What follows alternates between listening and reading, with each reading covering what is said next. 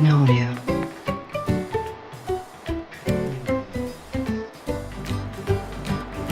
Hello everyone. Before we get started, I wanted to give everyone a moment to go over the disclosures first, and we'll get started momentarily. Hey everyone, welcome back. So today we're doing something a little different. We're diving into a German small cap that honestly doesn't get nearly enough attention, especially from US based folks. The company is LPKF Laser and Electronics SE, ticker LPK on the Xetra exchange in Frankfurt.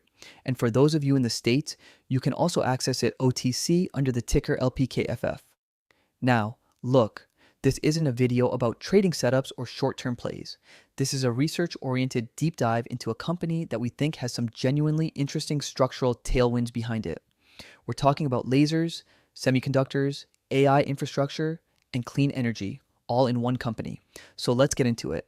Founded back in 1976, LPKF has been doing precision laser work for nearly 50 years.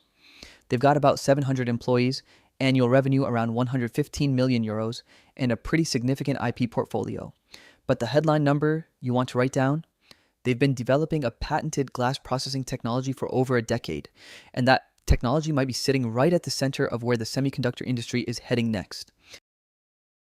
All right, let's talk about what LPKF actually does.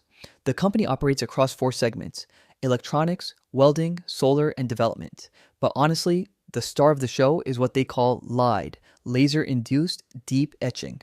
LIDE is their patented crown jewel technology. Here's the simple version.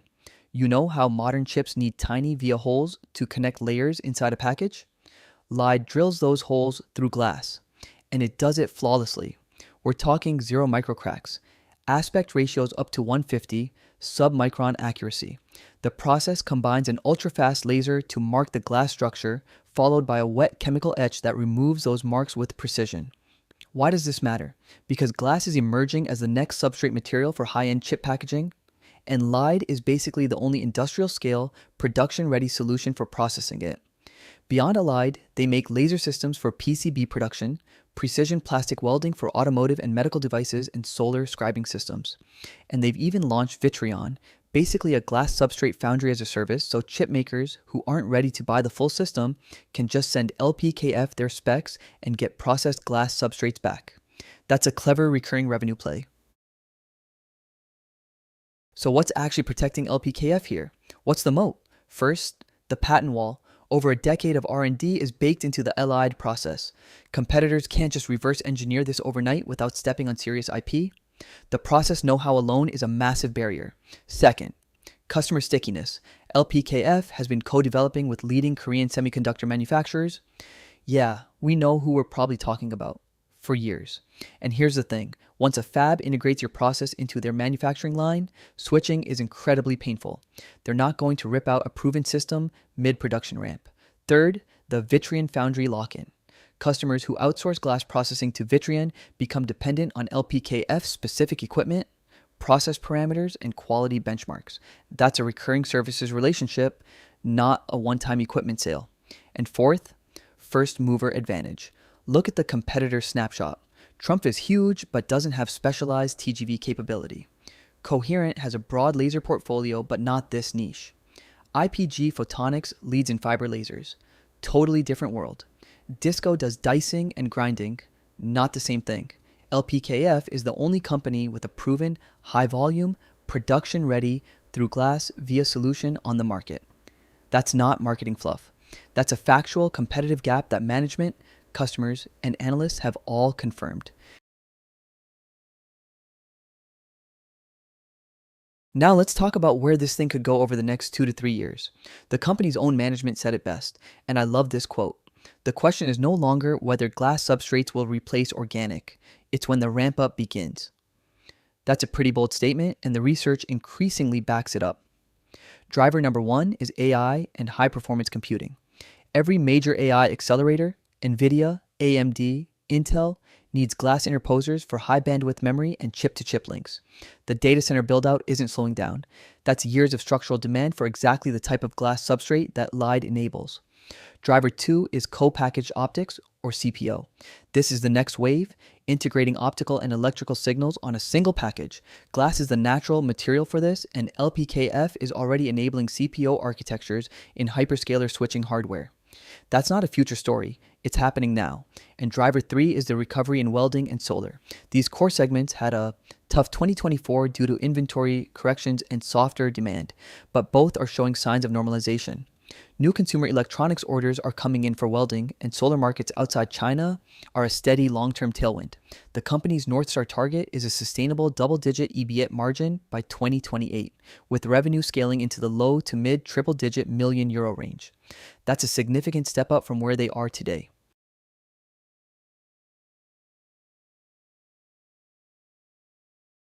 All right, let's be honest here. No investment thesis is complete without a real look at the risks, so we're doing the balanced view.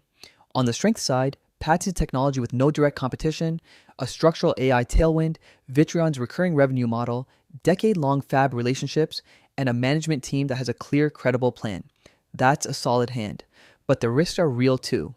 Glass substrate adoption timelines are genuinely uncertain.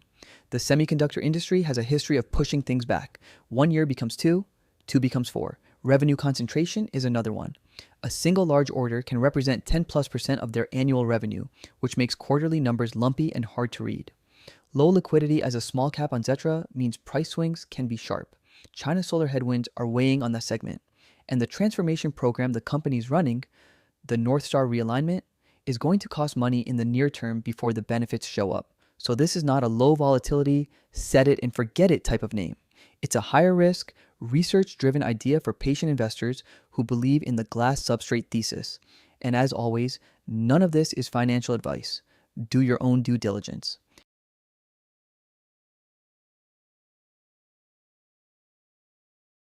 Last slide, and honestly one of my favorite parts of analyzing small cap tech companies, the acquisition angle. LPKF checks a lot of boxes as an M&A target. Small enough to be digestible, we're talking somewhere in the 200 to 300 million euro market cap range. Patented IP that sits right at the intersection of 3 megatrends, deep customer relationships. And for any large semiconductor equipment company that wants to play the glass substrate wave without spending 10 years on R&D, LPKF is basically a shortcut. Applied Materials is the most obvious fit. They're the dominant semiconductor equipment name, and glass substrate tooling is literally a gap in their portfolio. Lam Research focuses on etch and deposition. LIDE complements that perfectly. ASML has been quietly diversifying beyond lithography. Coherent is already in lasers and could snap this up to add a high-margin niche. And Trumpf, the German laser giant, would be a culturally natural fit and would cement its position in glass processing overnight. In terms of where the stock could go by 2028 to 2030, if LIDE adoption hits that mass market tipping point, analysts and the company's own North Star plan suggest revenue scaling toward UR 200 to 300 million with double-digit margins.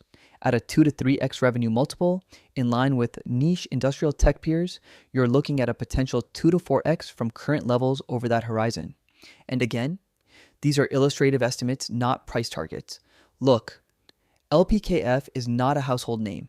It's not on CNBC every morning, but sometimes the most interesting ideas are the ones that aren't loud yet. This is one worth putting on your watch list and tracking closely as glass substrate adoption accelerates. As always, don't forget to subscribe to the channel. Thanks for watching, and we'll see you in the next one.